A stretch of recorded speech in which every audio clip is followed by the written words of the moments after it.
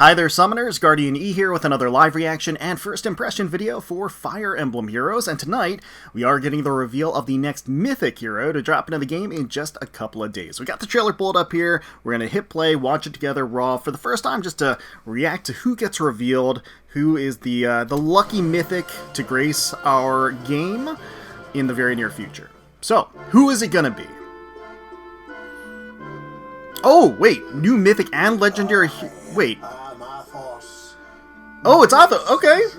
I'm just so we're getting a double Mythic slash. Okay. All right. So this is going to be the Mythic Athos. That's appropriate. I mean, a lot of people have been waiting for him. I mean, I know that he's kind of been on the block, like to appear for a while now. So. Great to see him finally added. Overwhelm magic foes preemptively with a powerful special. Seems like he is going to be a magic counter. Okay. Seems appropriate. I love his old-timey art too. It's like it's very old school. It feels very appropriate for him. But apparently that's not it. Like apparently, we've got somebody else on deck here. Okay. What is it showing here? It must be showing... I didn't get the whole, like, snapshot of... Oh, wait, what? Wait, Supreme Astra? For you, I will wield wow, Legendary Ayra? Okay, wait, so I thought there was going to be more of a connection between the characters that were revealed here. Crusaders Astra, Attack Speed Excel, okay, Speed Taker 4, which... we've just been introduced to relatively recently. Brutal Tempest as well. Potent follow all three of her attacks. Right, because of the Potent. Right, okay. Okay. So Ayra, we'll see what she's all decked out with, but her art looks awesome. Design is fantastic. And of course, she, for those of you that are old school enough, year one players, remember... there was a lot of, like, hullabaloo about Ayra and what she did, to the game, quote-unquote, when she came out. Crusaders Astra to the depths of hell. You dare oppose me? Okay. It's a damn introduction. Oh, man. Pity. Good lord. Okay. I love the flurry of swipes. Pretty nice. And then Absurd Kanto, of course. There we go. Okay. Wow. Alright, we're getting a Mythic and a Legendary Hero Banner. It's kind of... I don't know. I guess I'm wondering why? Like, I'm trying to think if there's like a specific reason why we're getting a duo banner this time. I don't know. I don't know. It might be because... well... okay, anyway, starting on the 27th and going until February 10th here, Legendary Ayra and Mythic Athos. I certainly, I'm not sure what the connection is, really, between the two. I don't know why we're necessarily getting a double, a double Legendary / Mythic Hero banner this go around. But hey, alright, that's double the fun, which also does increase the value of the banner. Again, I don't know if that was the intent, with Emblem Heroes being so defining in terms of, I think, an account in general, or a barracks in general. Obviously, things have kind of skewed in that direction. I think they're in general trying to make and attribute more value to Legendary and Mythic Heroes. And with it as a new Mythic, of course, after the new book, that does mean that Athos should come with, it should be one of those that ushers in that new, the new mechanic in Ether Raids, where you can bring in reinforcements and everything. So, anyway, let's go ahead and take a look at, these characters, see what they're all about. So, Athos, a character, like I said, that I feel like people have been asking for a while. It was really just a matter of when, not if they will, and so here he is.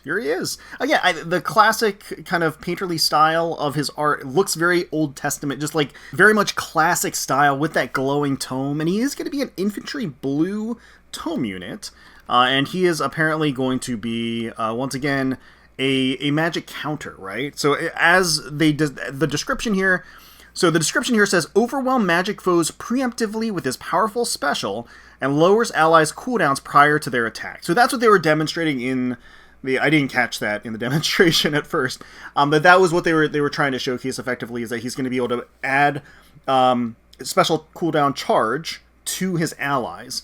So Blessed Aureola is going to be his blue tome, 14 might. Accelerate special trigger, so killer slaying effect, also going to be effective against magic foes. So against magic tomes, that's quite nice. For allies within 3 rows and 3 columns centered on unit, grants +5 to attack, defense, res during combat, and also if allies' attack can trigger ally special, grants special cooldown count -1 to ally before their first attack during combat. And also, if ally cannot perform a follow-up attack and attack twice, grant special cooldown count -1 to ally before their first attack during combat. Okay. Additionally, if there is an ally within 3 rows and 3 columns centered on unit, grants bonus to units attack defense res equal to 20% of units res at start of combat +5. Deals damage equal to 20% of units res. Reduces damage from foes attacks by 20% of units res, and grants special cooldown count -1 to unit before unit's first attack during combat. So this is, again, this has kind of become boilerplate. There's going to be a key stat, and this is sort of, I don't know if now maybe there's been already a coined term in the lexicon of Fire Emblem Heroes where everything kind of builds off of this one stat, where you get damage reduction that scales off of the stat, where you get attack or damage that scales off of the attack, where you get a damage boost, and you get some other additional effects. So again, the condition very easy to meet on both sides of the fence here. Either having an ally within 3 rows or 3 columns, they get the advantage of having a special pre-charge in addition to bonus stats. And then he also has that additional effect on himself. Gets a special cooldown count -1 before units first attack during combat, and then a plethora of other effects that scale off of his res. So he's going to have significant res, which makes sense if he's going to be a mage killer as a mage, right? If there is an ally within 3 rows, 3 columns centered on unit, and a foe uses magic, okay, grants attack +10 to unit during combat, and also, if foe initiates combat, unit can counterattack before foe's first attack. So he gets a vantage effect, built in, the only condition being that the enemy is a magic user. So that's, again, kind of going in turn with being a counter to tomes out there. That's quite potent, right? And then also attack, so it's attack +10 and vantage built in there. And it's just to him, though. He needs to have an ally within 3 rows or 3 columns. The ally does not get that additional effect, but it makes him a more potent mage killer. Frost Moon for the special is 4 cooldown, interestingly enough, and he is going to get, again, he's going to enjoy the killer slaying effect, so it's going to be a 3-turn cooldown. He is going to get a special pre-charge, so it's going to be a 2-turn cooldown. And I suspect in the rest of his kit, they're going to give him, ways to get basically an insta-charge, because that's basically, the normal, that's the norm right now in Fire Emblem Heroes. So when special triggers, boost damage by 70% of units res. Neutralizes foes, reduce damage by X% skill effects from foes' non-special skills. Okay, so damage reduction nullification. If foe cannot perform a follow-up attack and attack twice, grant special cooldown count -1 to unit before unit's first attack during combat. Okay, so his special gives him a special pre-charge. Okay. Alright, so there's one of the charges out of the gate, right? So he gets 1 from his weapon, 1 from his special, and 2 from, and a killer slaying effect, right? So yes, special comes with a pre-charge. I mean, if they're gonna do that, I feel like they should have just made it a 3 cooldown special. Beyond Reason for the A slot is going to be his own unique A slot skill. Grants attack, defense, res +10. Alright, no frills about that. Just a flat 10 extra stats to those 3. If foe initiates combat or foe's HP is at least 75% at the start of combat, grants bonus to units attack, defense, res equal to A plus B, where A equals 2 times the number of penalty effects active on foe, and foes within 3 rows or 3 columns centered on that foe, excluding stat penalties, max 12, and B equals 2 times the current penalty on units' respective stats. Calculates each stat penalty independently. Alright, neutralizes foes' bonuses to attack and res, and reduces damage from foes' first attack by X% during combat. which of course includes brave attacks. If foe, let's see. Oh, okay, right. And restore 7 HP to unit after combat. Okay, so this whole A plus B thing, I don't know why they decided to word it that way, because the reality is that the B effect is effectively them neutralizing any debuffs, like stat debuffs on Athos. So if he has a penalty on his stat line, the B gives him a bonus to make up for the negative stat line. So it flatlines it, basically. It kind of neutralizes it. The A is any penalties active on the foe or within the range or at AoE of foes around that area. The number of penalties times 2 up to 12. So you get up to 12 to all of those stats. So a bonus 12. In addition to, of course, the flat plus 10 that he gets to all of those stats from the A slot in general. And then health restoration as well. And then neutralizing foes bonuses as well. So, at the end of the day, neutralizes his own penalties by giving him bonuses to compensate for them, and then neutralizing the opponent's bonuses as well, and then again the health restoration and bonus stats. So, pretty good. Pulse up ploy at start of turn. Grant special cooldown count -1. So there you go. That's all you needed. I mean, and again, there's no condition to that. It's just at the start of the turn he gets a special charge. So we're talking. He has the killer slaying effect plus the pre-charge plus the charge on the special itself plus the ploy, and that gives him an insta charge on the first initiation. Again, that's just basically the way every character is designed now, is to have an insta-charge for the special. At start of player phase or enemy phase, if any foes within 3 rows or 3 columns centered on unit have res less than unit's res, +5, inflicts ploy and exposure on those foes through their next actions. I will say that he is certainly equipped to do what they've basically built him out to be as an archetype, which is effectively obliterate mages that decide to attack into him. He's going to be enemy phasing and proccing his special and absolutely destroying and having effective damage, of course, against mages that attack into him, like so. So yeah, and then of course, again, he just has a bonus utility effect, right? In giving a special pre-charge to allies within 3 rows and 3 columns. That alone would be good, but he also provides them with stat boosts as well. So again, that allows him to have some assist support utility built in.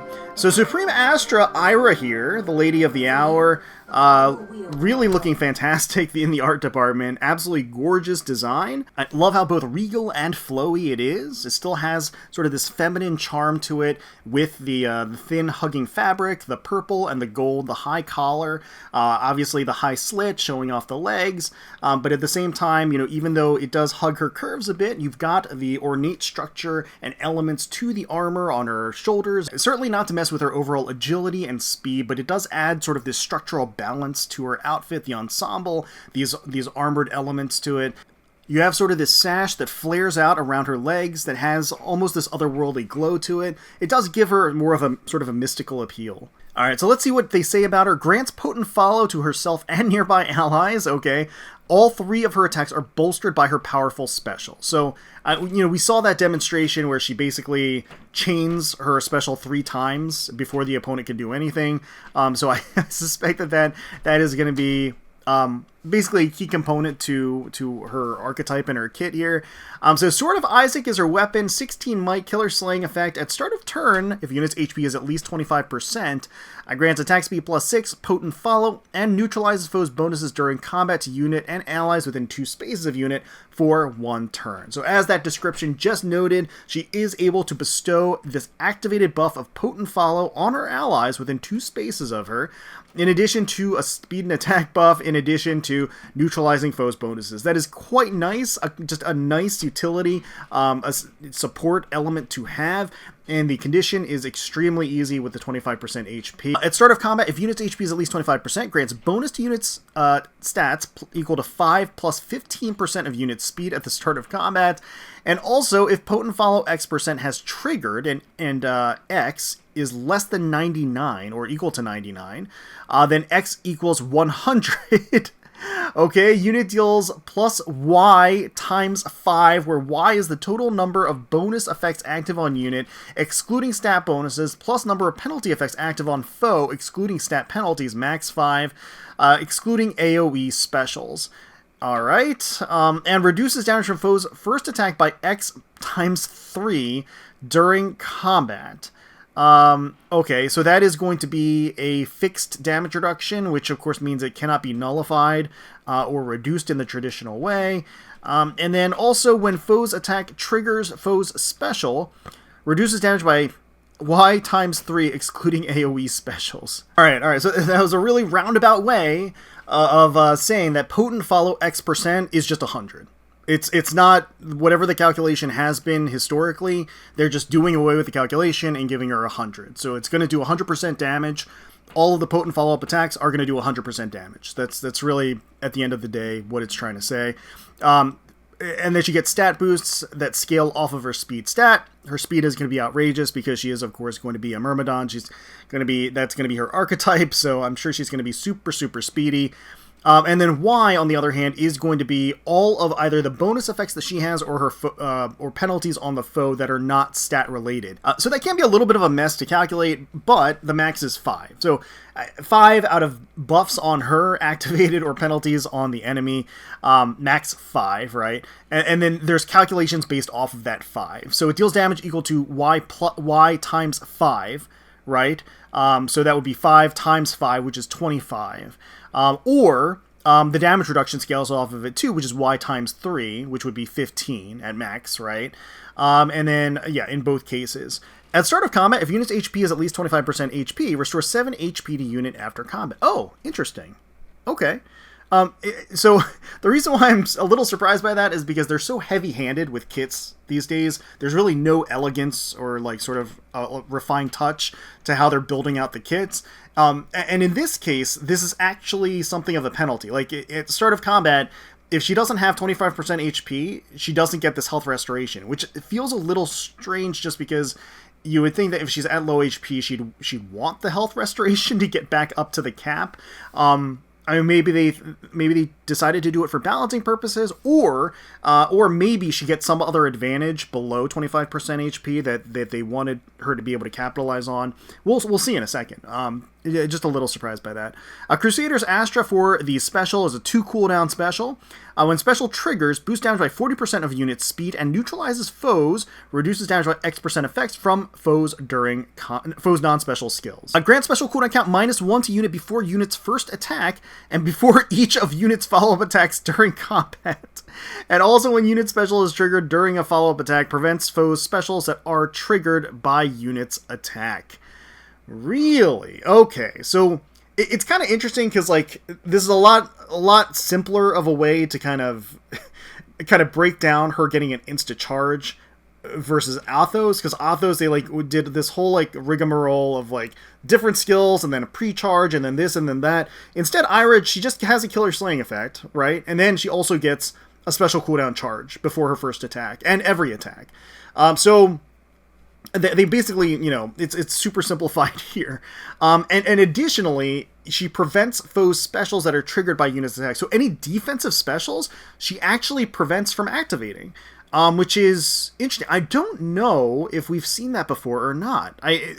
It's very possible that I just don't remember that being an active ability. Or it might be, you know, built into a refine or something like that. It's possible, but I just can't recall offhand. But it's very potent for her. I mean, if she's going to be all about basically chaining Crusader's Astra, she doesn't want the opponent's defensive special mucking that up. So again, that definitely works perfectly for that. And additionally, not only the 40% damage scaling off of her speed, but also the neutralization of damage reduction as well, where it's percent-based damage reduction, right?